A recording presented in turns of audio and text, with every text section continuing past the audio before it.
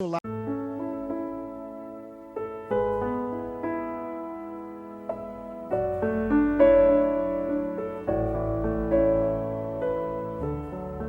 Mensagens que edificam, ministradas pelo pastor Sidney Ferreira.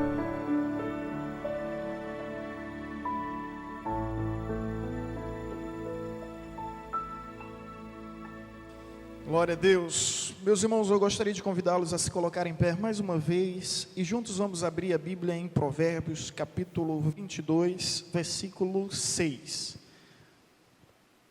Dessa forma estaremos meditando na palavra de Deus, por meio desse texto que servirá como base para nossa reflexão nesse dia. Provérbios 22, versículo 6. A temática dessa mensagem é educando os filhos no caminho do Senhor. Vamos repetir juntos? Educando os filhos no caminho do Senhor. Provérbios 22, versículo 6. Ensina a criança no caminho em que deve andar, e ainda quando for velho não se desviará dele. Curve sua cabeça e vamos orar mais uma vez. Pai querido, graças te damos por esta palavra, que é fonte de vida, de revelação, de iluminação, para o nosso entendimento, para que venhamos viver sobre a instrução dos teus princípios, Pai, dos teus valores e das virtudes que contém no Evangelho. Que a tua palavra penetre profundamente e poderosamente em cada coração. Ensina-nos, ó Deus, a sermos pais cristãos, pais que instruem os filhos nos caminhos eternos, no caminho da retidão e da justiça. Abençoa aqueles que ainda serão pais, aqueles que já são pais, que aqui estão, que aprendam a tua palavra, que reverenciem cada palavra que será mencionada, aceitando e recebendo como palavra de vida. Essa é a nossa oração em Cristo Jesus. Amém. Ensina a criança o caminho em que deve andar, e ainda quando for velho, não se desviará do caminho. Deus seja louvado. Os irmãos podem sentar. Meus queridos, a educação em nosso tempo, nos tempos odiernos, tem se tornado um grande desafio. Instruir os pequeninos nos caminhos do Senhor. Contudo, é uma responsabilidade que Deus nos concedeu, que Deus nos conferiu, que não pode de modo algum ser transferida a ninguém.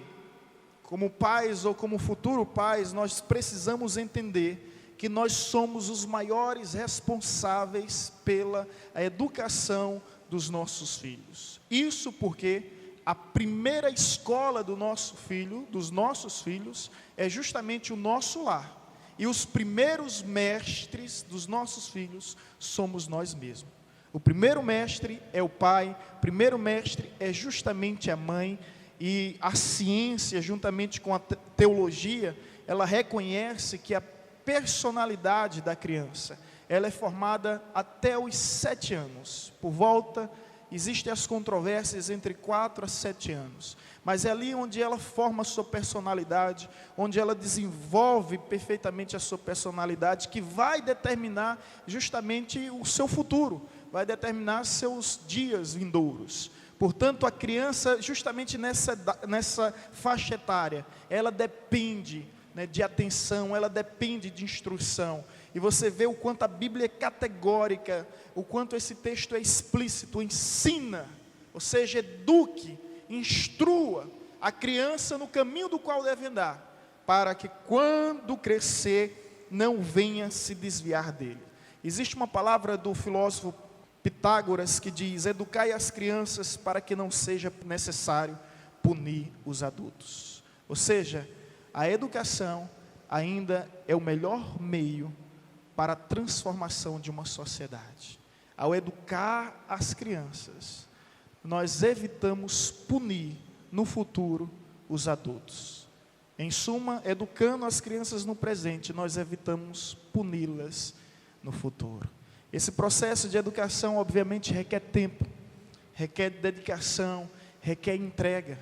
E essa responsabilidade, como pais, nós devemos assumir como um compromisso diante de Deus, porque a Bíblia nos diz no Salmo 127, versículo 3, que a criança, ou melhor, o filho é o que? Recompensa, é herança de Deus. Ou seja, Deus nos confiou.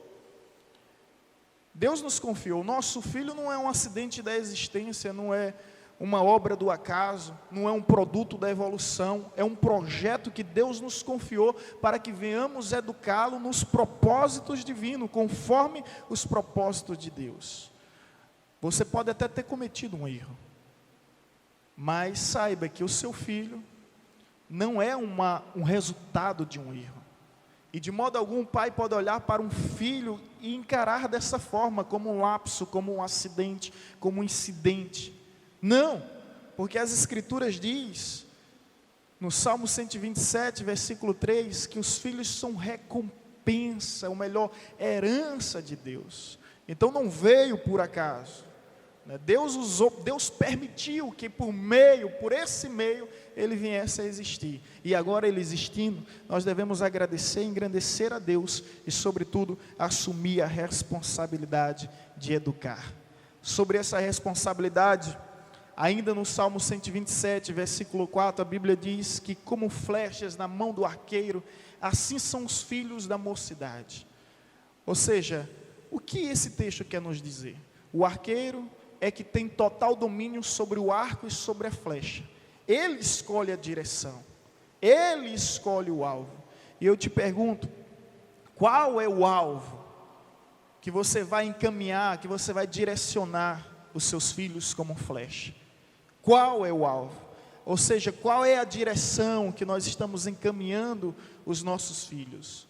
Vamos tratar bem sobre esse assunto, nessa cosmovisão, nessa ótica dos nossos dias. Recentemente estive visitando um presídio e pude constatar aquilo que muitas pessoas falam, e eu confesso que tinha dificuldade em acreditar, mas é verdade, irmãos. A maioria do nome dos presidiários são nomes bíblicos. Eu encontrei nomes como Pedro, como Paulo, como Filipe, encontrei nomes como Jonatas. Lá no meio daquelas pessoas, a maioria são nomes bíblicos. E isso por quê? Porque os pais, de uma certa forma, têm conhecimento bíblico e em alguns casos são cristãos. E colocaram o nome bíblico naqueles meninos para que eles viessem ser uma bênção, para que eles viessem ser maravilha.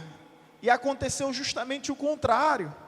Aquelas crianças cresceram sem instrução, sem cuidado, sem repreensão, e simplesmente se tornaram monstros para a sociedade, cometeram crimes hediondos, foram capazes de fazer barbaridades, e a pergunta que se faz, mas onde está o erro? Bem, existe um termo que deve ser considerado e ponderado muito em nosso tempo, que é chamado base familiar. A nossa sociedade se encontra desestruturada, porque não tem base familiar. Os jovens entram na vida do crime, no submundo das drogas, sabe por quê? Pode fazer essa pergunta. Base familiar. Eu acompanho diversas situações por meio de aconselhamentos de adolescentes e jovens, e eles demonstram traumas, complexos, sabe? Remorso, por falta de uma base familiar, estrutura, às vezes a ausência de um pai, a displicência de uma mãe. Infelizmente existe essa cultura de pensar que o filho é um produto, e alguns pais tratam o filho como aquela máquina de refrigerante, coloca a moeda em cima e pega a latinha embaixo. Pensa que pagar a escola, pagar as roupas, pagar a comida já é o suficiente. Não é assim que nós temos presenciado em nossos dias? E quando o filho vai dizer: pai, eu preciso de um tempo contigo, mas que tempo? Eu já estou trabalhando para pagar seu colégio, estou trabalhando para pagar suas roupas, estou trabalhando para pagar o seu luxo, que tempo? Não tem um tempo. E quando se trata de tempo, aquilo que eu insisto em falar, qualidade de tempo é melhor do que quantidade de tempo. Às vezes o pai tira um dia com um menino de 1 ano, 2 anos e fica 2 horas assistindo uma partida de futebol. Acaba a partida de futebol e ele ainda fica assistindo os comentários. Depois ele disse que estava do lado do menino. Não estava, meu irmão. Não estava. Você estava assistindo televisão. Agora, quando eu digo qualidade de tempo, que 10 minutos é bem capaz de ser melhor do que 1 hora. Quando você se dedica 10 minutos, sabe? Com total atenção ao seu filho, com total atenção às crianças, aos seus pequeninos. 10 minutos torna-se melhor do que 1 hora e talvez até melhor do que um dia, porque o mais importante é qualidade de tempo e não quantidade de tempo. E você vê que nos princípios cristãos, bíblicos, nós não temos seguido, e por essa razão nós nos deparamos com essa sociedade completamente corrompida pelo pecado. Eu vi uma história que me deixou estarrecido, onde um homem nos Estados Unidos foi condenado à pena de morte, e antes dessa sentença ser executada sobre a sua vida, perguntaram-lhe qual era o seu último desejo, e ele disse que seu último desejo era rever sua mãe. E os agentes penitenciários ficaram tão comovidos com aquele pedido, que mobilizaram meios e forma para trazer aquela mãe, para que o filho pudesse se despedir dela. E assim ocorreu. E quando a mãe se aproxima dele, todos esperam que ele venha, sabe, se emocionar, que ele venha abraçá-la, que eles venham chorar juntos, mas ele simplesmente ataca a mãe com uma mordida na bochecha. Ele finge que vai dar um beijo nela e simplesmente dá uma mordida na bochecha que arranca metade. Imagina essa cena, o sangue descendo, um desespero total, os policiais tentando segurar, e ele me solte, me solte, me solte. E depois psicólogos vieram, por que você fez isso? E a resposta dele é porque ela nunca me deu educação. Se ela me desse educação, eu não estaria hoje aqui. Se ela tivesse me dado educação, eu não seria condenado. Se ela tivesse me dado educação, eu não teria me tornado esse monstro em que me tornei. É triste a história, mas ela nos leva a refletir, irmãos, sobre a importância do não, sobre a importância de uma repreensão, de uma exortação, porque por trás de cada atitude que nós tomamos, por mais excessiva e severa que possa vir a ser, existe um cuidado, existe preservação de valores que são inegociáveis, e nós não podemos ser passivos, displicentes, negligentes e omissos. Não podemos nos eximir dessa missão que Deus nos confiou, de sermos arqueiro e conduzirmos essa flecha no alvo. Eu faço essa pergunta novamente: qual tem sido o alvo? Qual o alvo que você pretende direcionar o seu filho, quando você tiver, ou você que ainda, que você tem? Qual é o alvo? Qual é o alvo que nós temos escolhido? Qual é a direção? Educando os filhos no caminho do Senhor. Aprenda alguns princípios na Bíblia que eu gostaria de compartilhar convosco. O primeiro deles é que para educar os filhos no caminho do Senhor, eu tenho que educar com amor. Eu tenho que educar com amor. De nada adianta se minha maior motivação não for o amor. A Bíblia nos diz em Hebreus capítulo 12, versículos 6 a 11, que o pai que ama é aquele que disciplina. E o filho que não é disciplinado é porque é bastardo. Então o pai que ama é aquele que cuida, aquele que repreende, aquele que exorta. Eu lembro perfeitamente quando, como menino bem treloso, eu fazia, meus erros, cometia minhas artimanhas, e minha mãe me disciplinava com a vara da disciplina. Em casa tinha uma vara da disciplina mesmo, sabe? A vara da disciplina não era um sentido figurado, não. Em casa tinha a vara da disciplina, e deixava marca e deixava cicatriz. Era, irmão, o negócio era feio, né? E aí, quando minha mãe me disciplinava, eu chorava como toda criança, sem entender, sem aceitar, me trancava no quarto e ficava lá chorando. E lembro perfeitamente que ela abria a porta do quarto e dizia depois de um tempo: eu só quero que você saiba que isso dói muito mais em mim do que em você, mas sempre que for necessário, não tenha dúvida, eu vou usar a vara da disciplina. Irmãos, e por que ela fazia isso? Por amor. Hoje em dia você vê essa inversão de atitudes, né? Eu aprendi muito, e louvo a Deus por cada palmada, por cada repreensão, por cada chibatada que levei. Elas me trouxeram até aqui, e eu agradeço a Deus por cada uma delas. Mas hoje é tão diferente, porque por meio dessa disciplina eu aprendi a respeitar a minha mãe, confiar nela, ao ponto de que ao só olhar para mim eu já sabia o que ela queria. Eu já sabia se ela estava aprovando e reprovando. Só olhar. Os pais olhavam para a gente já sabia. Hoje em dia o pai olha com cara feia para a criança olha com cara mais feia ainda para o pai, ainda dá língua, dá o dedo, ainda faz careta, né? O dia de hoje é terrível. O dia de hoje é horrível, sabe? As crianças hoje, por falta de instrução, por falta de exortação, por falta de princípio. Então, educar pelo amor, e amor significa também, irmãos, disciplinar. O triste é que alguns pais pensam, e nessa cultura que nós temos, onde homens querem colocar leis que impeçam os pais de disciplinar os filhos, vão criar monstros dessa forma. É lógico que tem que ter um equilíbrio, porque a gente acompanhou casos terríveis também, onde ao invés de disciplinar, estava torturando um filho. É lógico que tem que ter um equilíbrio, mas a solução do erro está criando um erro maior ainda.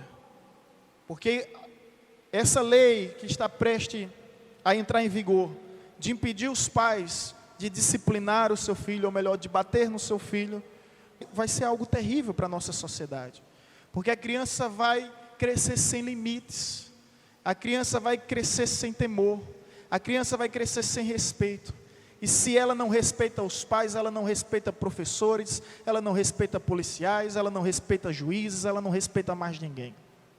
Essa é a verdade. Então o amor nos faz disciplinar para não perder, nós disciplinamos para ganhar. O amor nos faz disciplinar para construir e não para destruir, para atrair e não para dispersar. É simples assim. É simples. Lógico que a criança precisa de afeto, de companhia, de atenção, momentos de diálogo com amor, por amor, são essenciais. Mas eu aprendo nas Escrituras que educar com amor significa educar sem provocações. O que é que a Bíblia diz em Efésios 6,4? E vós, pais, não provoqueis vossos filhos a ira, mas criai-os na disciplina e na admoestação do Senhor. Há pais que são pirracentos, que provoca a ira no filho. Sabe onde é que começa o bullying, irmãos? Não é na escola não, não é na faculdade não, é em casa. Quando a mãe começa a dizer: "O que bichinho da orelhona".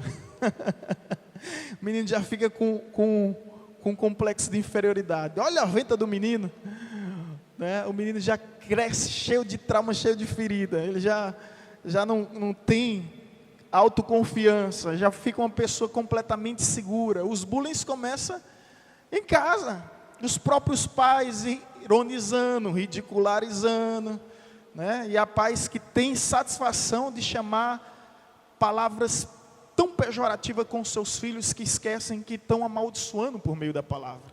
Chama o filho de danado. Eita, menino danado. É tão comum, né, essa expressão. Fulano é danado, fulano é danado. Vai em qualquer dicionário, procura o significado do termo danado. Sabe o que significa? Condenado ao inferno. Só isso. E lá o pai está dizendo: eita, menino danado. Quando alguém diz que Gabriel, meu filho, é danado, está repreendido. Está repreendido. Enérgico. Enérgico. Danado não. Danado significa condenado ao inferno. E os pais vão, ao invés de chamar o filho de bênção, né? Chamam de peste, chamam de palavrões, pornofonias terríveis acerca dos filhos. E dentro do lar a gente vai aprendendo que essas crianças aprendem a mentir quando o telefone toca e a mãe ou o pai diz bem só: se for para mim, diga que eu estou dormindo. Se for para mim, diga que eu não estou não. A criança é tão ingênua e essa faixa etária dessa inocência, ela é tão impressionante que há crianças que dizem: olha, papai mandou dizer que ele está dormindo. Ou papai mandou dizer que ele não está. Papai mandou dizer que está trabalhando. Né? Conta-se até uma história de que um pastor foi visitar um casal de diáconos na igreja. O pastor sentou lá na mesa, ficou fazendo a refeição, conversando sobre alguns assuntos da igreja. E a criança se aproximou do pastor e ficou olhando para um lado e para o outro, para um lado e para o outro. Ia para a esquerda, para a direita e não tirava os olhos do pastor. E o pai ficou incomodado e disse: que é isso, menino, que você não para de olhar para o pastor? Ele disse: eu estou procurando a outra cara, papai. Que outra cara? Não, a outra cara. Mamãe disse que ele tinha duas caras, eu estou procurando a outra cara. Que situação. Meu Deus do céu. Dá para imaginar como terminou essa reunião. Mas as crianças, elas têm essa inocência, essa ingenuidade, essa pureza, essa simplicidade. Educar sem provocar. Infelizmente, os pais provocam os filhos. Olha, escuta isso. Você precisa aprender a elogiar os teus filhos. Você precisa aprender a honrar os teus filhos. Porque é justamente, até um psicanalista cristão chamado Winnicott, ele dizia o seguinte, que é no seio familiar que a criança desenvolve suas maiores virtudes, seus maiores defeitos, suas maiores capacidades e seus maiores traumas. Quando a criança nasce em um lar em que o pai elogia, em que o pai honra, ela cresce com segurança. Ela cresce, sabe, uma criança segura em si mesmo. No entanto, quando tudo que ele faz é criticado, quando tudo que o filho faz sofre, sabe, restrições, é reprimido, essa criança, ela cresce insegura.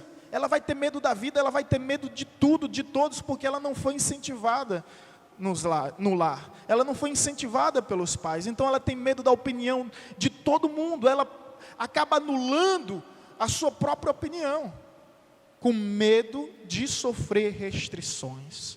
Então olhe para o seu filho, simplesmente olhe para o que ele faz, né, e comece a elogiar. Quando ele está tentando desenhar uma casa que parece mais com um castelo em ruínas, olhe para aquele papel: que lindo, filho. Triste quando o menino chega e diz bem assim: papai, tirei 9,5. O pai olhou: não tirou 10? Não tirou 10?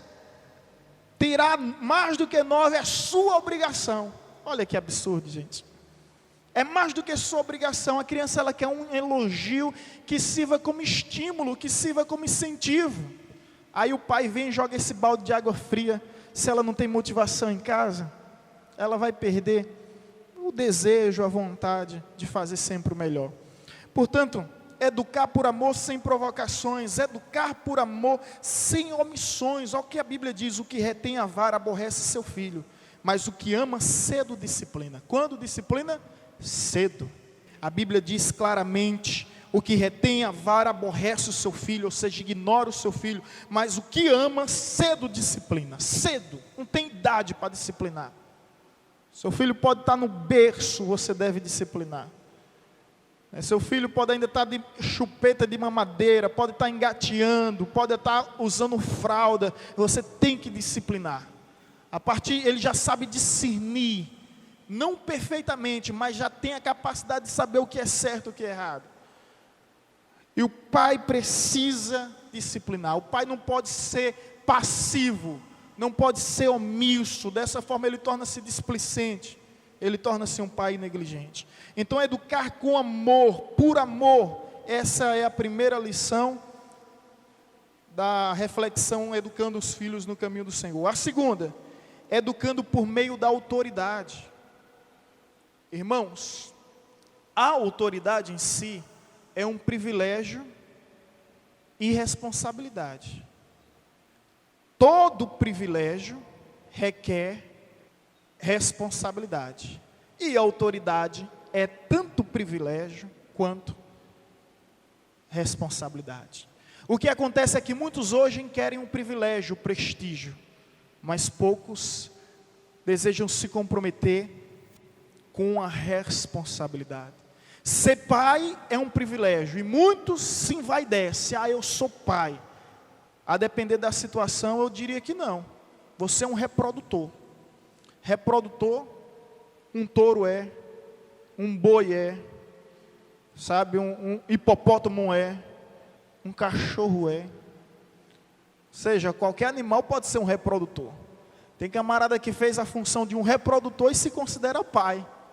Então, pai na realidade é aquele que, não é aquele que faz, é aquele que cria, aquele que educa, é aquele que acompanha. Esse é pai. E isso é um papel de responsabilidade. Veja alguns textos bíblicos onde Deus cobra de Abraão responsabilidade e também cobra de Moisés. Vamos primeiro para Abraão, Gênesis capítulo 18, versículo 19. Porque eu o escolhi para que ordene a seus filhos e a sua casa depois dele, a fim de que guardem o caminho do Senhor e pratiquem a justiça e o juízo, para que o Senhor faça vir sobre Abraão o que tem falado a seu respeito. Ou seja, porque eu o escolhi. Pai, você é escolhido por Deus. Escolhido para quê? Para ordenar o seu filho, exercer sua autoridade, sem se eximir da sua responsabilidade. Olha o que Deus disse já a Moisés também.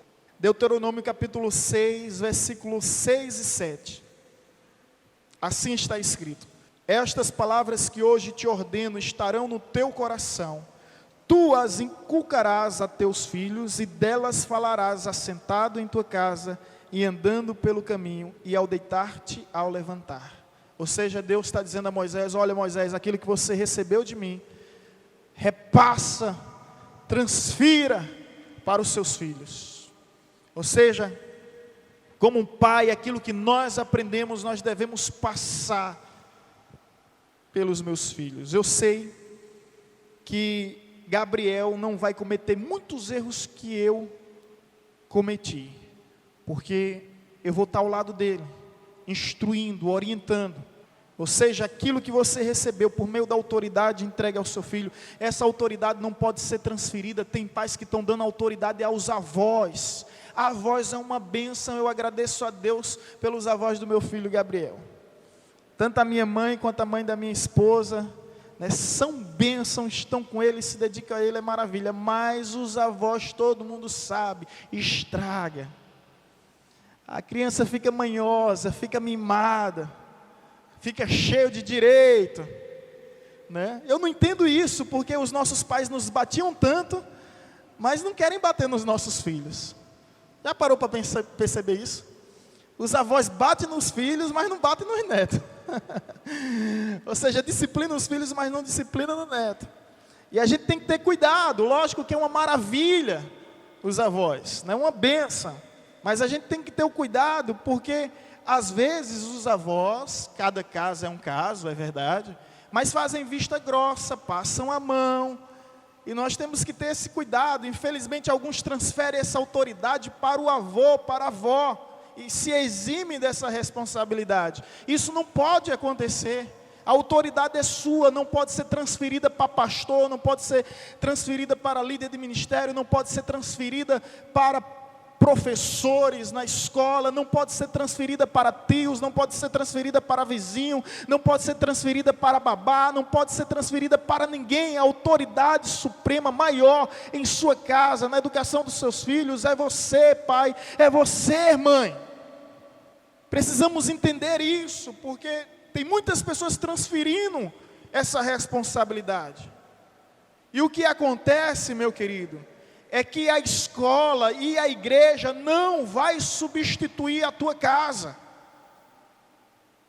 Tem pais que não convivem com seus filhos, não ensinam os seus filhos, e espera que a igreja e que a escola façam o papel que eles não têm feito. Isso não funciona dessa forma. E como eu falei do pastor, aproveitando o ensejo, meu irmão, cuidado quando você for educar seu filho em relação ao pastor. Que tem crianças que têm medo de pastor. Sabe por quê? Quando elas estão falando, fazendo alguma coisa errada, os pais chegam para ela e dizem, cuidado, olha o pastor ali, viu? Cuidado, senão o pastor vai te pegar. E eu já tive situações que eu chegava perto de uma criança, a criança se tremia. Eu disse, o que é isso?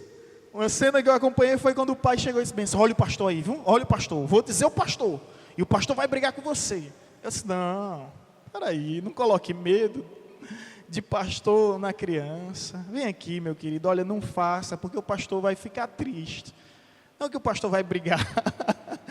A criança já começa a crescer com medo de pastor, né? E a gente precisa ter esse cuidado dentro da igreja, né? Para que de repente ela não tenha um trauma de pastor. Muitos pais usam desse artifício completamente equivocado. Não transfira, meu irmão, essa responsabilidade é sua. A autoridade, o privilégio de ser pai e a responsabilidade de permanecer sendo pai. De instruir essas crianças. Sabe de uma coisa? Eu cresci sem entender algumas posturas bem firmes da minha mãe.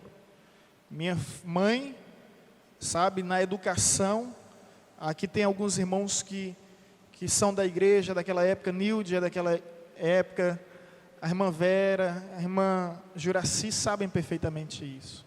Eu ficava do lado da minha mãe, nos cultos, com 10 a 12 anos, do lado, sem dar um pio, e não tinha esse negócio de ficar escrevendo ou pintando nada não, era prestando atenção no culto. Quando chegava em casa ela perguntava o que eu aprendi. Se eu não dissesse, não tinha lanche na escola essa semana. Era duro, sabe, era linha dura, era aquela questão casca grossa. Chegava em casa, apanhava, se de repente não fosse para a igreja, ou se de repente bagunçasse a igreja. Era dessa forma, sempre ao lado. Não tinha esse negócio de jeitinho não, era sempre do lado.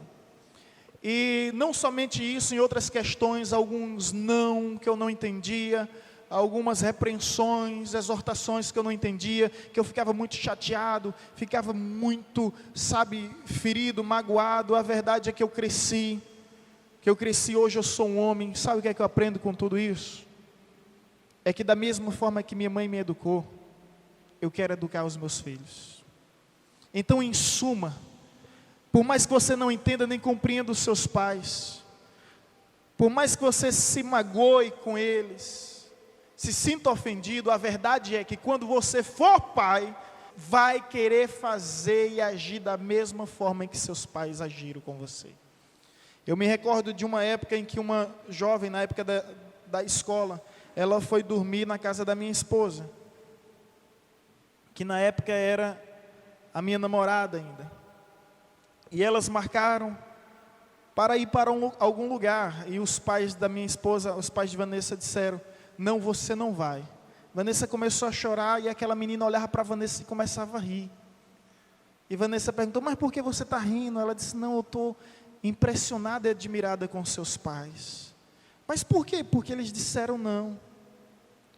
Dias depois aquela menina não queria sair mais da casa de Vanessa, queria dormir todo dia lá. E em determinado momento, aquela menina abriu o seu coração e disse, bem assim, eu gosto de estar nessa casa, porque aqui eu me sinto segura, eu me sinto protegida, eu me sinto cuidada, porque lá em casa eu saio a hora que quero, vou para onde quero, com quem quero, e quando volto, ninguém pergunta onde eu estava, nem com quem eu estava, nem o que eu estava fazendo. Você percebe que isso era na adolescência, entre 13 e 14 anos. Você percebe que aquela menina, ela tinha um desejo, ou seja, melhor, na realidade, ela tinha necessidade de se sentir protegida, de se sentir cuidado. Você está entendendo o que eu estou falando? Eu aconselhei uma filha de pastor, irmãos, que fez um aborto dentro da sua casa no vaso sanitário. O feto desceu lá e ela deu descarga. Essa menina cheia de traumas no coração, nessa cidade. E quando eu conversava com essa menina em prantos, ela dizia o seguinte para mim, meu pai nunca me repreendeu. ele não procura saber para onde eu vou, com quem eu vou, o que eu estou fazendo. Chego bêbado em casa, ele nem se importa. Olha que situação, os traumas. Vanessa estava nesse dia, quando essa menina veio ao nosso encontro, ela estava bêbada, e ali ela abriu o coração. Hoje, graças a Deus, se converteu, tem andado nos caminhos do Senhor. Louvado seja Deus por isso. Mas você percebe uma pessoa completamente ferida, porque o pai não teve autoridade, foi um Samuel, ou melhor, um Eli da vida. E a Bíblia fala que o sacerdote Eli, ele não tinha autoridade como pai. Ofni e Finéias fazia o que queria. E qual é o fim dessa história? A arca que representava a presença de Deus foi roubada. Quando nós não temos autoridade na nossa casa, no nosso lar, na nossa família, a presença de Deus, ela se distancia, ela se aparta de nós. E com isso a notícia para Eli foi: teus filhos, ou melhor, os teus filhos morreram, a arca foi roubada. Ele não suportou essa notícia, caiu de costa, quebrou o pescoço e se tornou um exemplo horrível de pai. Quando um pai se exime dessa autoridade que ele tem, no fim de tudo, ele recebe a mesma notícia de Eli: Ofni e Finéias, teus filhos morreram. E morreram por quê? Porque foram rebeldes. Morreram por quê? Porque não tiveram limites. Morreram por quê? Porque não tiveram instrução nem educação. Porque não foram corrigidos. Então essa autoridade, irmão, em nome de Jesus, ela não pode ser transferida. Então, em primeiro lugar, educando por amor. Em segundo lugar, educando com autoridade. Terceiro lugar, educando por meio do exemplo. Veja o que Deuteronômio capítulo 11, versículo 19 nos diz: ensinai aos vossos filhos, falando da palavra, assentado em vossa casa, e andando pelo caminho, e deitando e levantando-vos. Ensinar por meio do exemplo. A instrução de Deus é ensinar em todo tempo, em toda hora, em todo momento, de toda forma, de todo jeito. Aproveite cada instante, torne único como um momento de aprendizado. Ou seja, educar por meio do exemplo é levar em consideração a importância das palavras e também das atitudes. Infelizmente existe um clichê em nosso tempo que diz: faço o que eu digo, mas não faço o que eu faço. Funciona isso, irmãos? Não funciona. Já que eu falei um péssimo exemplo de um pastor, deixa eu dar um bom exemplo de um pastor. Um filho dele chegou tarde em casa e ele percebeu o odor de álcool no seu hálito. E ele disse: filho, o que é que você estava fazendo? Não, pai, eu saí com alguns colegas, a gente foi se divertir, eu só tomei um copo, não se preocupe, eu estou arrependido, não vou voltar a fazer isso. O pai chegou e disse bem assim: filho, olhe para mim. Se você algum dia já me viu bebendo, eu lhe deixo beber. Se você algum dia já me viu fumando, eu lhe deixo fumar. Se você algum dia já me viu mentindo, eu também lhe deixo mentir. Mas se você nunca me viu fazendo essas coisas, eu não aceito que você faça também essas mesmas coisas. A história termina com o pai e o filho abraçados, chorando, se reconciliando e decidido a reconstruir uma nova história. Meus irmãos, exemplo fala mais alto. No fim de tudo, os nossos filhos esquecerão os nossos discursos, os nossos sermões, as nossas prédicas, homilias, mas não esquecerão os nossos exemplos que marcam e cicatrizam na mente deles. Essa é a verdade. Eu ouvi uma frase certa feita que dizia o seguinte: as pessoas esquecerão o que você disse e o que você fez, mas as pessoas nunca esquecerão como você as tratou. Então essa forma de tratamento, por meio do exemplo, vai marcar, vai ficar registrado no coração do teu filho, e quando ele crescer, não vai se desviar no caminho do qual foi instruído. Ser é o maior exemplo. Eu sei que é difícil, irmãos, porque o mundo tem mudado a cada dia, e muda de uma forma tão assustadora, que eu costumo dizer que antes, quando as crianças nasciam na maternidade ainda, né, os médicos davam um tapa no bumbum, ela chorava.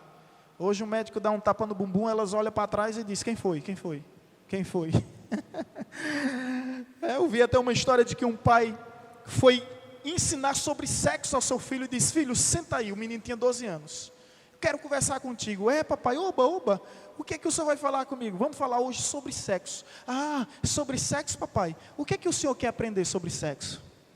As crianças hoje estão tão espertas, sabe? Tão instruídas, que olha, o menino já querendo ensinar o pai. O mundo cresce de uma forma que assusta, irmãos. É verdade que os meninos de hoje, de 12 anos, sabem muito mais do que os meninos da nossa época, 18 anos. O menino pega um computador, um tablet, um celular, um iPod, um iPad, né? O menino dá uma surra. Gabriel está sabendo mais mexer no celular do que eu, viu? Você pensa que eu estou brincando? Pergunta a Vanessa. Ele está mandando mensagem pelo celular. Como é que pode um negócio desse?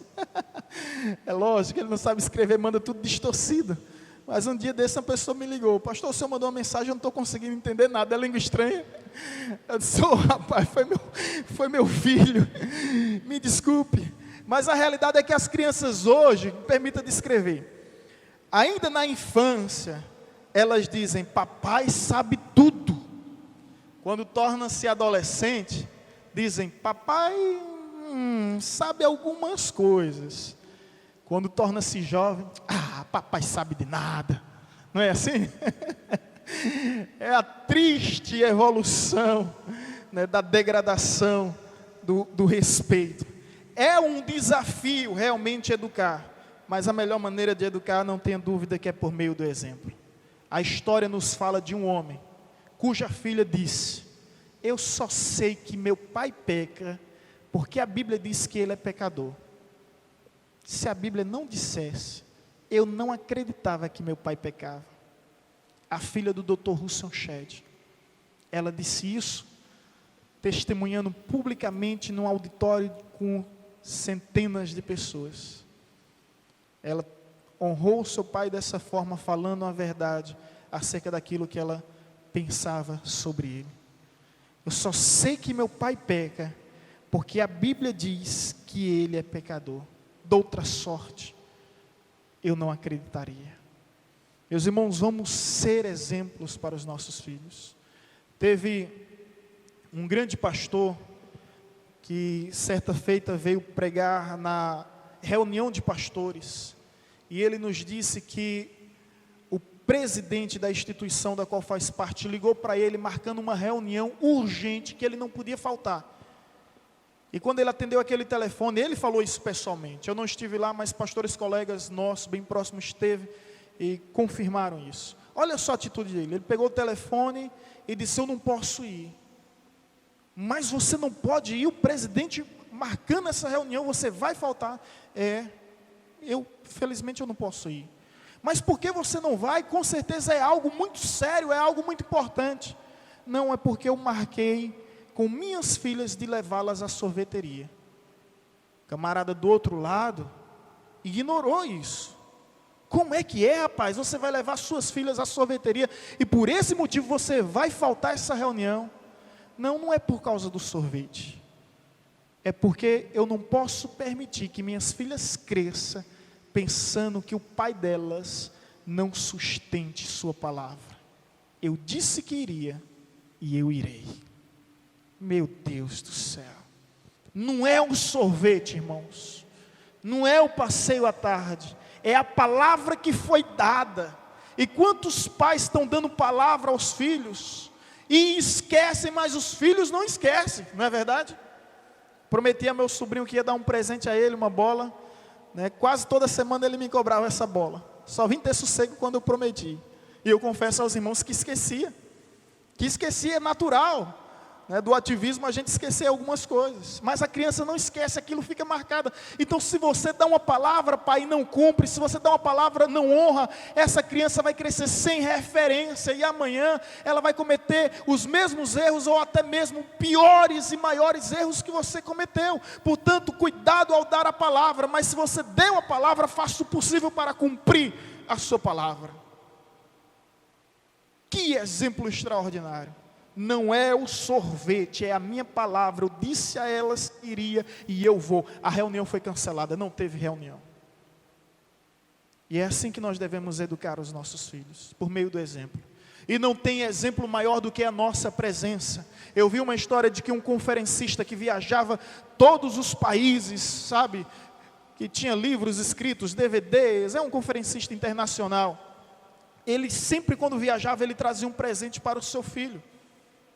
Em certa ocasião, a esposa dele disse bem assim: olha, dessa vez você vai viajar, mas me faça um favor, não traga presente nenhum.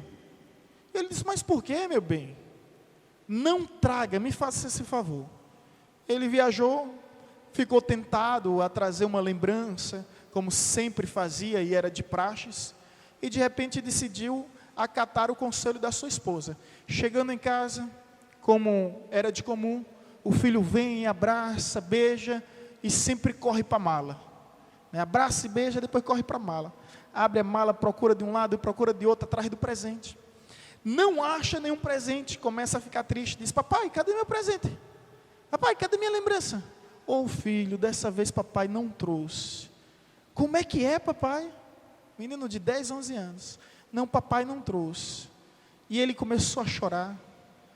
Faltou só xingar o pai, de tão triste que ficou. Entrou no quarto e ficou lá. E a mãe: mas meu filho, não fique assim.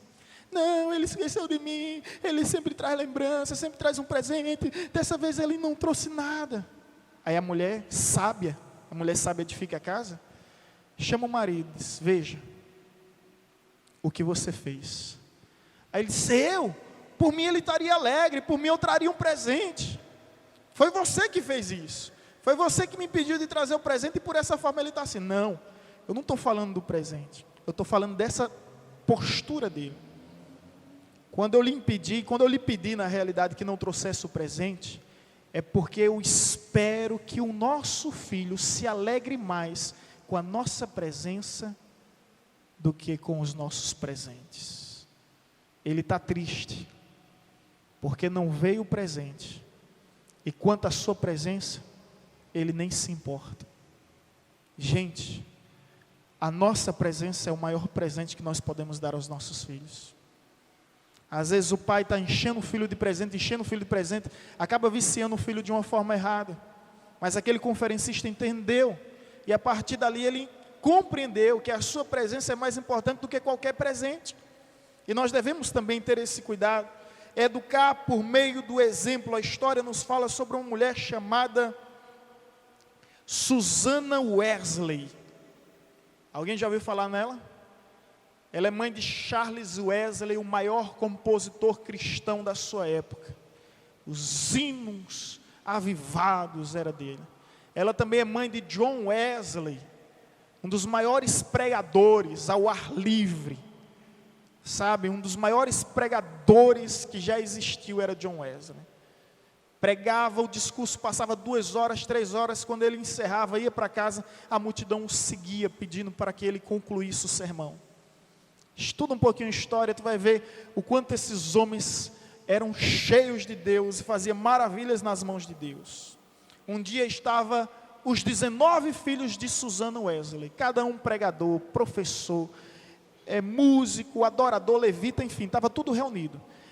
E todos eles eram conhecidos e reconhecidos como homens de Deus. Perguntaram a eles: quem é o maior pregador entre vocês? Sabe o que foi que eles responderam? O maior pregador entre nós é a nossa mãe, Susana Wesley. Todos os dias, ela dedicava um tempo com os seus filhos. 19 filhos, gente. Hoje, às vezes nos dias de hoje, a gente só tem um filho. E a gente dedica eles aos avós, ao clubinho, tanto clubinho que tem aí, Tem pais deixando crianças no clubinho com apenas 1 ano. É muita judiação. O maior pregador entre a gente é ela, Susana Wesley. Ou seja, imagine o exemplo que essa mulher foi para os filhos. Agora você, pai, você espera que seu filho leia a Bíblia se você mesmo não lê? Você espera que seu filho ore se você mesmo não ora? Você espera que seu filho evangelize se você mesmo não evangeliza? Seja você o maior exemplo para o seu filho. Não espere que 1 ou 2 ou 3 vezes na semana, quando ele vem ao culto, ele aprenda o que é suficiente para mantê-lo vivo durante todos os dias. Não pense, porque isso não é suficiente. Lá no século 18, 19, mostra que cada casa, na época do grande avivamento, cada casa tornou-se uma congregação e os cultos eram diários. Chamávamos isso de culto doméstico. Hoje não tem culto doméstico.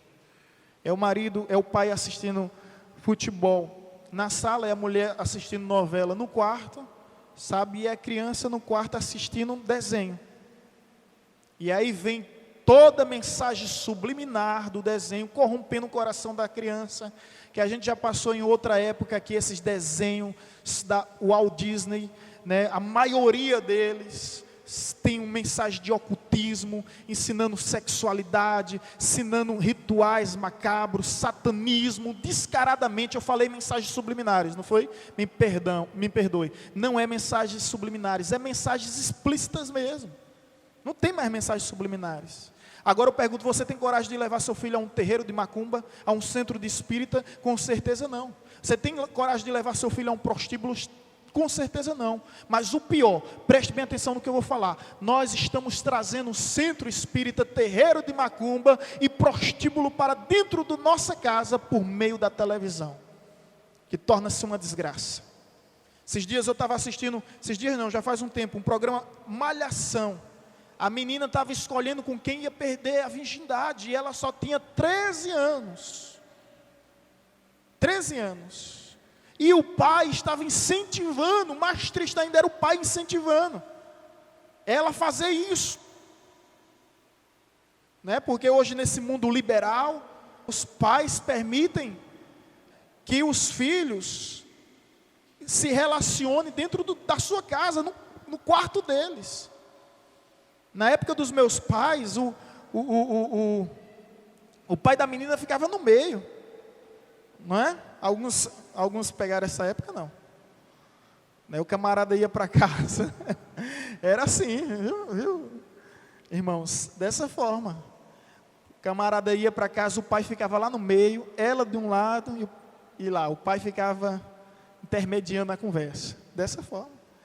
Quando eu comecei a namorar com Vanessa, a gente só se via quarta, sábado e domingo. E isso foi uma bênção, né? Porque não atrapalhou nem meus estudos, nem o estudo dela. Hoje os jovens se vê todo dia, toda hora, e quando não estão juntos, estão mandando mensagem, estão encarnados no Facebook. Aí acaba abusando. Acaba enjoando, não dá nem tempo para sentir saudade, gente.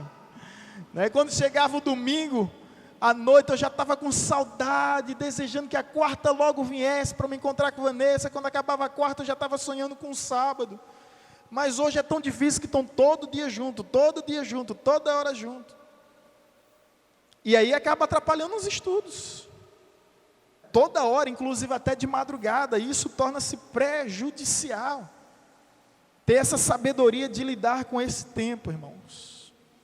Ter sabedoria de não infringir determinados princípios que, sendo infringido, trarão danos. Então, educar por meio do amor, por meio da autoridade, por meio do exemplo. O quarto, educar por meio do legado. Abre comigo a Bíblia em Salmo 78. Você que trouxe Bíblia, se você não trouxe, se aproxime de um crente aí que está ao seu lado. E vamos ler junto a palavra de Deus. Olha, a maioria é crente, graças a Deus. Salmo 78. Versículo 3 e 4. O que ouvimos e aprendemos, o que nos contaram nossos pais, não encobriremos a seus filhos. Contaremos à vindoura geração os louvores do Senhor e o seu poder e as maravilhas que fez. Quarto, educando por meio do legado. O que é legado, pastor? Legado é um testamento, é uma herança, é algo que eu deixo. Não tem aquela modalidade esportiva das Olimpíadas, a revezamento. Você vai passando o bastão de um para o outro. Somente dessa forma consegue vencer. Então, da mesma forma, é o legado. é o testamento que a gente deixa, é a herança que a gente deixa. É comum vermos pais preocupados com que herança deixarão para os seus filhos. E o que permeia logo na mente e na imaginação é a preocupação dos bens materiais, das posses, enfim, dos valores materiais. Alguns pensam no nome perante a sociedade, o sobrenome tem que ser preservado, tem que ser mantido. Se eu falar alguns nomes aqui, os irmãos logo sabem que a família se destaca por determinada área. Se eu for falar, por exemplo, os Gracies, né, uma família que se destaca pela luta, né, artes marciais, o próprio jiu-jitsu. Se eu for falar Scarpa, é a família que se destaca pelo poder, né, pelo dinheiro, enfim. Então esse tipo de herança, esse tipo de legado vai sendo deixado. Mas, meus irmãos, baseado nesse texto, o maior legado que um pai pode deixar para um filho é o legado de espiritualidade. É um legado de fé, de compromisso com Deus. Não há riqueza maior. A Bíblia nos diz que Paulo comentou sobre a fé que Timóteo aprendeu de sua mãe e de sua avó em 2 Timóteo 1,5. Paulo fala que Timóteo era fruto, resultado da fé da sua mãe e da sua avó. Ou seja, a mãe e a avó de Timóteo deixou um legado para ele seguir. E é isso que eu quero te chamar, Pai, para abrir caminhos, para construir pontes, para acender luz, para deixar um legado para a próxima geração que virá. Eu não sei quem são os seus antecedentes, os seus ancestrais. Eu não sei se sua família, ela tinha compromisso com Deus ou conhecia Deus. Mas o que eu posso garantir é que a partir de ti você pode mudar a história. Lembre-se do que Josué disse: o primeiro compromisso parte de você. A primeira atitude parte de você, o primeiro passo é você que tem que ser dado. Eu e minha casa serviremos ao Senhor. Você vai ver quando Josué diz, a nação toda, depois que vê o compromisso de um homem influenciando sua família, a nação toda decide seguir ao Senhor, por causa do compromisso de um homem. Josué deixou um legado para a sua casa, deixou um legado para a sua nação. Da mesma forma nós devemos deixar um legado. Moisés foi uma bênção porque Joquebede deixou um legado. Nós entendemos por inferência na Bíblia que a egípcia não podendo alimentar, ou melhor, amamentar Moisés, permitiu que uma hebreia fizesse isso. E quando ela fazia isso, e assim, na realidade, por direção de Deus e soberania divina, esse cargo compete logo a Joquebede, que era mãe de Moisés. E cremos que ela instruiu, aquele momento que ela amamentava, ela instruía, ela orientava, ela educava, porque Moisés cresceu sabendo a que povo ele pertencia, e um dia ele foi capaz de abdicar de todos os prazeres, de simplesmente abandonar, sabe, o conforto do Egito, para lutar em favor do seu povo. A Bíblia nos fala sobre Ana, que instruiu Samuel, e Samuel se tornou uma bênção na mão de Deus. Eu pergunto a você, irmãos, que legado você espera deixar para os seus filhos? Nos 9 meses de gestação, eu colocava a mão sobre a barriga da minha esposa e dizia: só Jesus salva, somente Cristo é o Senhor.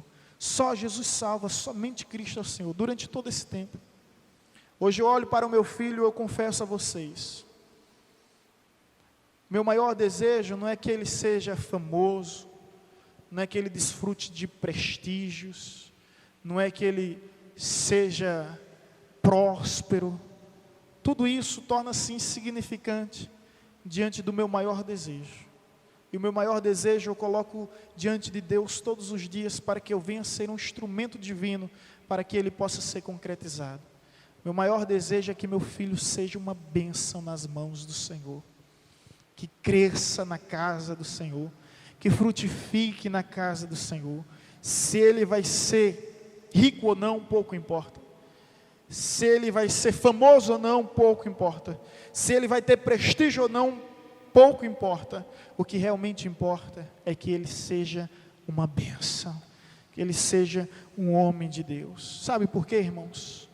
Porque eu sei que filho de peixe é peixinho, filho de pássaro é passarinho, mas filho de crente, se não se converter, é cretininho, é cretino, irmão, como qualquer outro pecador. Sabe por quê? Porque Deus não tem compromisso com netos, Deus só tem compromisso com filhos. Portanto,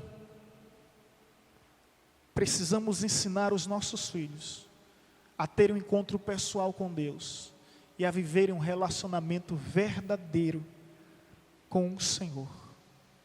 Porque quando ocorrer o arrebatamento, ninguém vai subir agarrado na barra de saia da sua mãe. Ah, mas minha mãe era uma bênção, um dirigente do culto de oração, estava todos os dias na igreja, participava do ministério de intercessão. Irmão, não pense que você vai subir, não.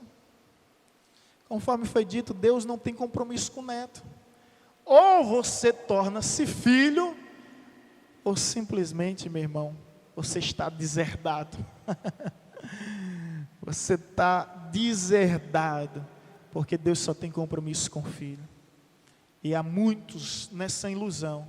Meus pais são bênçãos na casa do Senhor. Então o Senhor vai ser misericordioso comigo e vai abrir uma exceção no céu. Vai? Vai? Vai não. É lógico que não vai. Por fim, eu só quero dizer algo aqui em reflexão para a igreja. Uma frase de um autor desconhecido que me fez refletir e ponderar bastante sobre essa sabedoria. Nos diz a frase: salvando-se um adulto, salva-se uma alma. Salvando-se uma criança, salva-se uma vida e uma alma. Veja que sabedoria há nessas palavras, irmãos.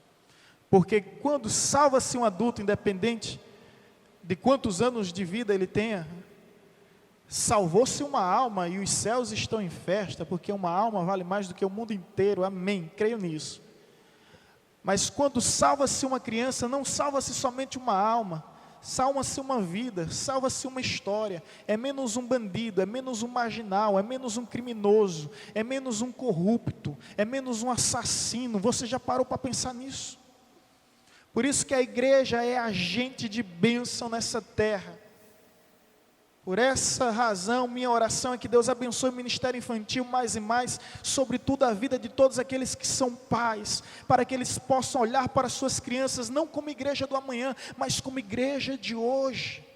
As crianças não é a igreja do futuro, é a igreja do presente. Essas crianças têm sido bênção, e pode ser bênção na escola, em casa. Eu tenho ouvido falar sobre rumores e relatos de que filhos foram usados por Deus, de 2 anos, 3 anos, 5, 7, usados por Deus para instruir os pais. Para instruir os pais. Um dia uma menina chegou e disse: mãe, vamos para a igreja. Ela disse: ô minha filha, hoje não, eu estou cansada, a gente já não foi domingo pela manhã, para que ir à noite, né? Vai assistir, a gente vai outro dia. Ou seja, esse pensamento errôneo da mãe de ir à igreja por desencargo de consciência. Ah, já fui de manhã, não preciso ir à noite. Que coisa horrível. Então essa cultura existe em nosso meio, e a mãe diz: não, já fui de manhã, para que ir à noite? A criança simplesmente tinha uns 9 anos, 10 anos, ela simplesmente se arruma, toma banho, se arruma, chega para a mãe e diz bem assim: mãe, já que a senhora não vai, a senhora pode me deixar lá na igreja? A mãe ficou impressionada com aquilo, se arrumou, trouxe a filha e decidiu ficar no final do culto, pediu oração dizendo que Deus usou aquela menina para falar com ela. E quantos nossos pequeninos são bênçãos, meus irmãos, são bênçãos de Deus. Por isso instruir eles, orientá-los, educá-los nessa certeza. Eu tenho dito algo, torno a repetir: não levem seus filhos para a igreja. Não levem seus filhos para a igreja. Sabe por quê? Não funciona.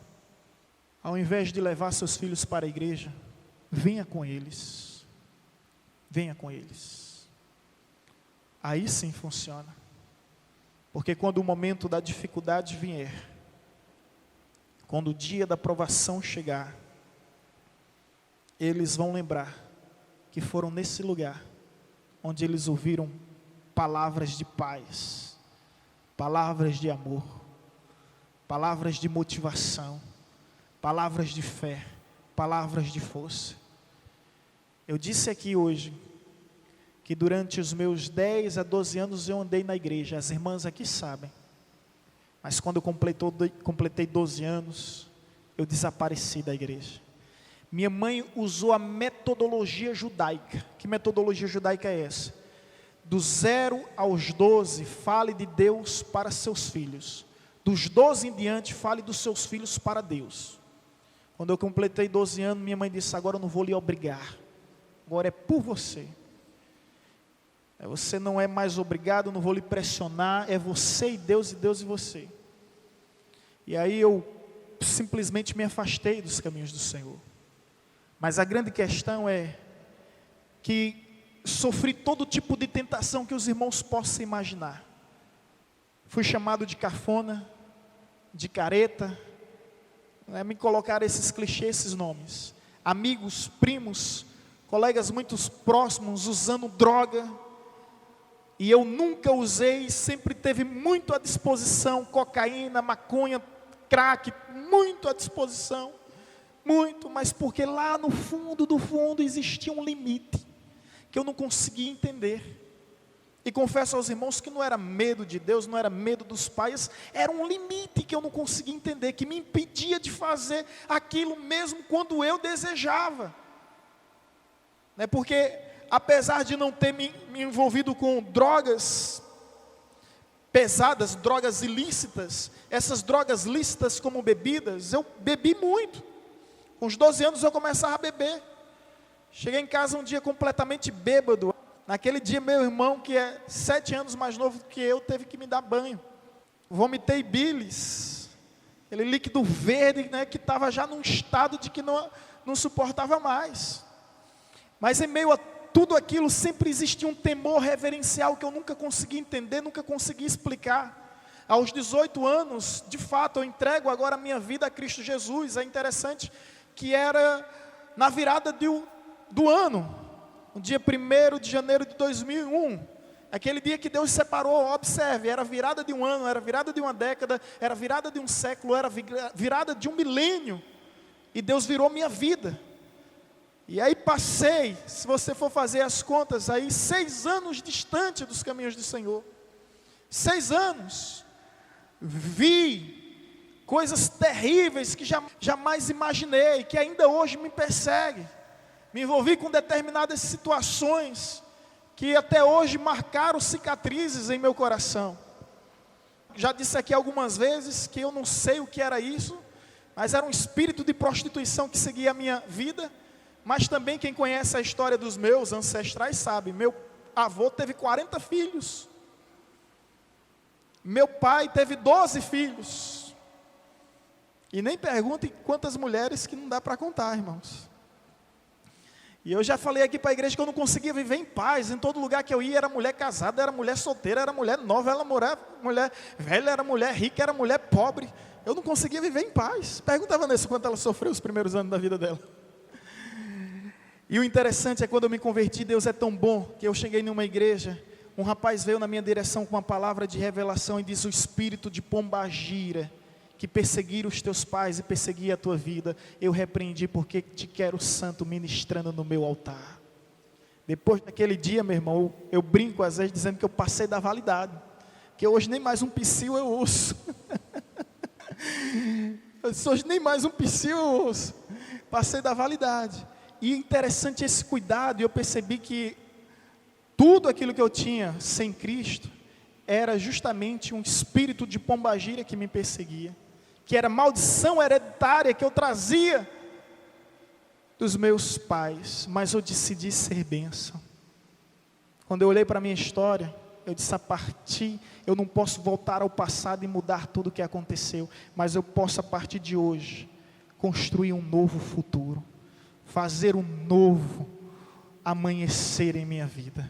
E a partir de mim, os meus filhos, os filhos dos meus filhos e as gerações que virão vão ser abençoadas, porque eu vou educar os filhos no caminho do Senhor, por meio do amor, por meio da autoridade, por meio do exemplo, por meio do legado. deixar essa marca registrada, para que o nome de Deus seja glorificado e exaltado, engrandecido. Passei 6 anos distante, voltei, graças a Deus, mas confesso a vocês, que não consegui esquecer das palavras que eu ouvi na casa de Deus. Foram justamente elas que me sustentaram e me impediram de fazer coisas terríveis. Portanto, vinha com seus filhos para a igreja, coloque ele do seu lado, ensine o caminho conforme a Bíblia diz, em pé, sentado, andando, caminhando, em todo tempo, em toda hora, em todo lugar. Ensine e ensine, educando, porque é a maior herança que você tem para deixar para eles. Amém, igreja? Vamos nos colocar em pé em nome de Jesus. Coloca a mão no teu coração. Pai querido, estamos diante de Ti, rogamos a graça e a unção que vem do alto sobre as nossas vidas, reconhecendo a nossa limitação. Nos ajuda a fazer a Tua vontade, instruir os nossos filhos nos Teus caminhos, para que eles cresçam e não se afastem de Tua presença. Eu oro pela vida de todos esses que aqui estão, Deus, que eles possam serem agente de mudanças e agente de milagre em sua geração, que eles possam profetizar sobre os filhos que ainda virão, sobre os filhos que existem, para que todos conheçam a Ti como único Senhor e suficiente Salvador, e toda língua professe que não há Deus além do nosso Deus, que Tu és o único Pai em todas as nossas vidas. Eu Te peço, Pai, que em nome de Jesus venhamos ser arqueiros e que venhamos direcionar as flechas que são os nossos filhos para o alvo que é Cristo Jesus, o autor e consumador da nossa fé. Essa é a nossa oração, abençoando a todos que aqui estão, que aqui vieram, em nome de Jesus. Amém, amém, amém.